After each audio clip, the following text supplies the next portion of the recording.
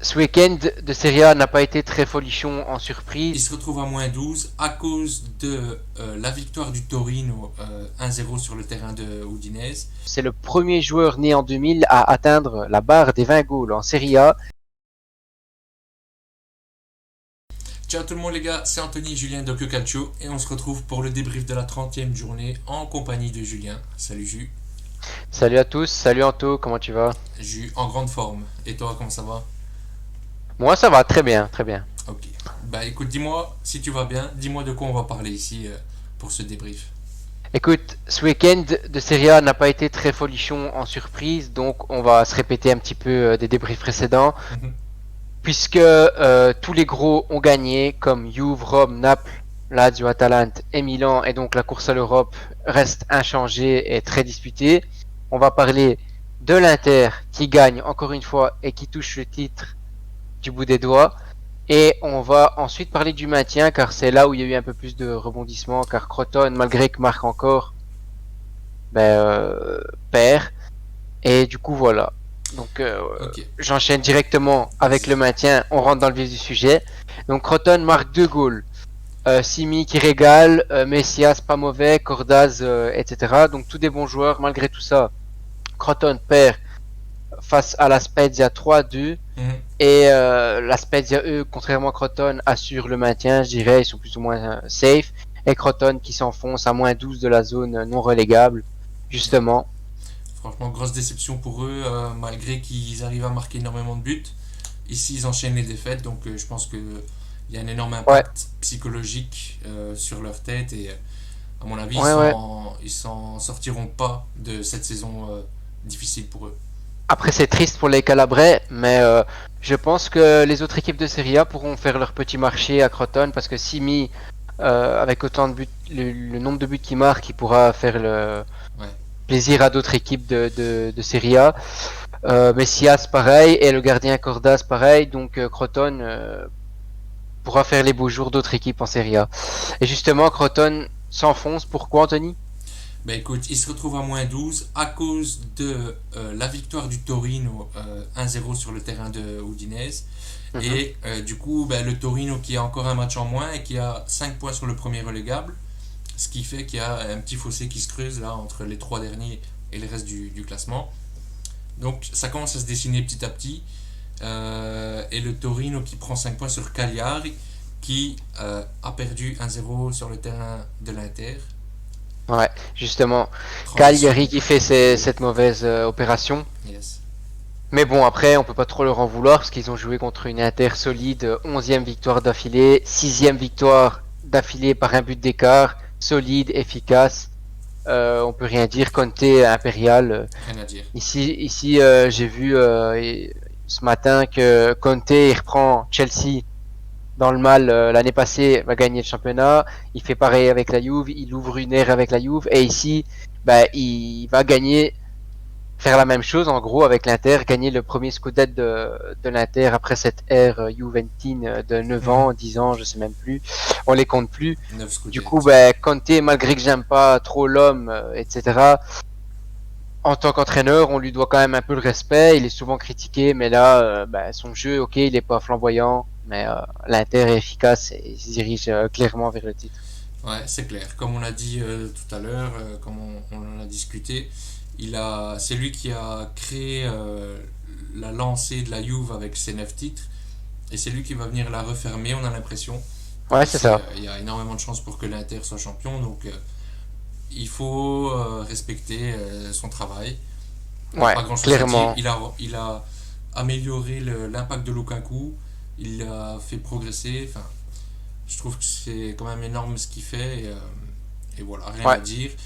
Euh, j'ai hâte de voir l'année prochaine en Ligue des comment Champions, ils vont justement. réagir. Sachant que ouais, ils auront un titre à assumer, à mon avis.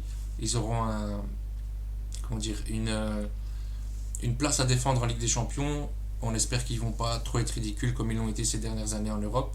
Ouais, Ce serait bien que voilà, ils commencent à se débrouiller en Europe aussi. Et donc la bataille au titre sera de plus en plus rude aussi l'année prochaine, je pense.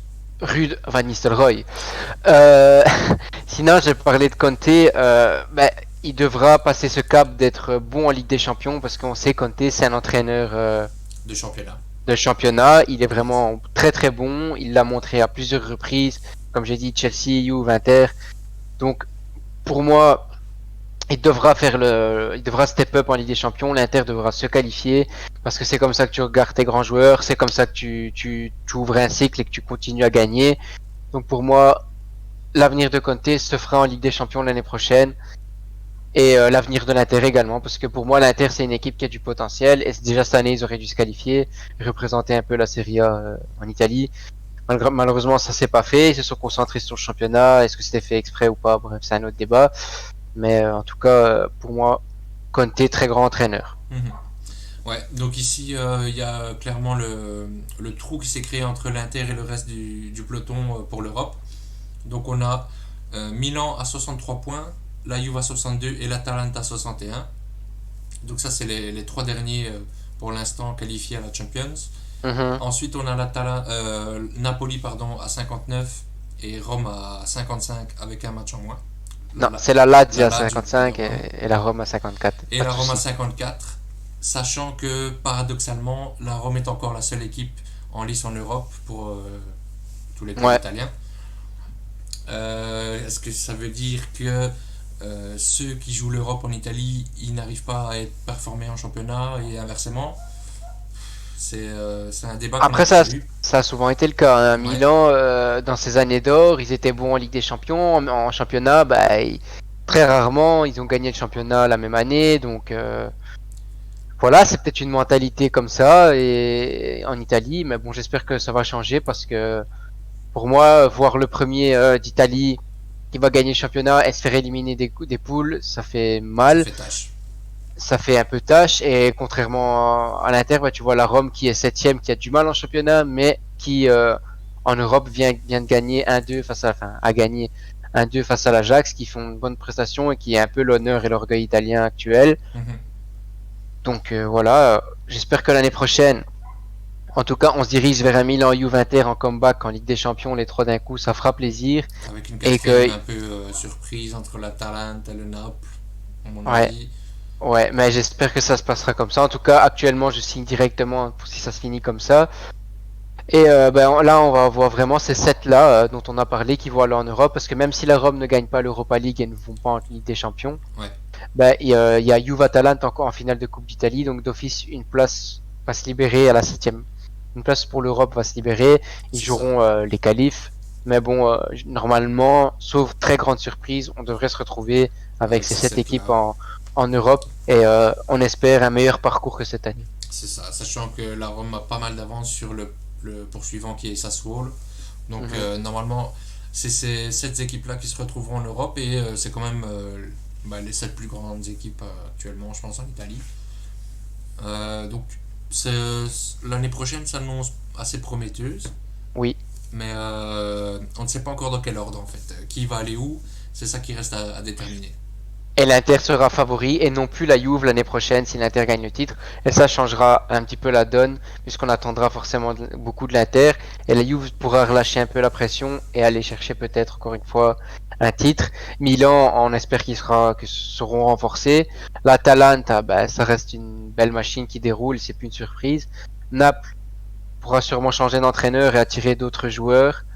Osimhen pourra exploser. La Lazio, pareil, c'est toujours une bonne équipe si Simone Inzaghi reste. Et la Rome, ils ont acheté de bons petits jeunes comme Mayoral, enfin, en prêt, je crois, Villar, etc. S'ils continuent Ouais, le dans leur projet. lignée, en tout cas, il n'y a rien de sûr, rien de fait, et ça ne peut que être passionnant.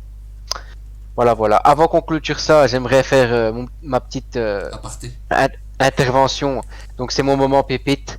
Donc, Vlahovic qui vient de mettre encore une fois un doublé.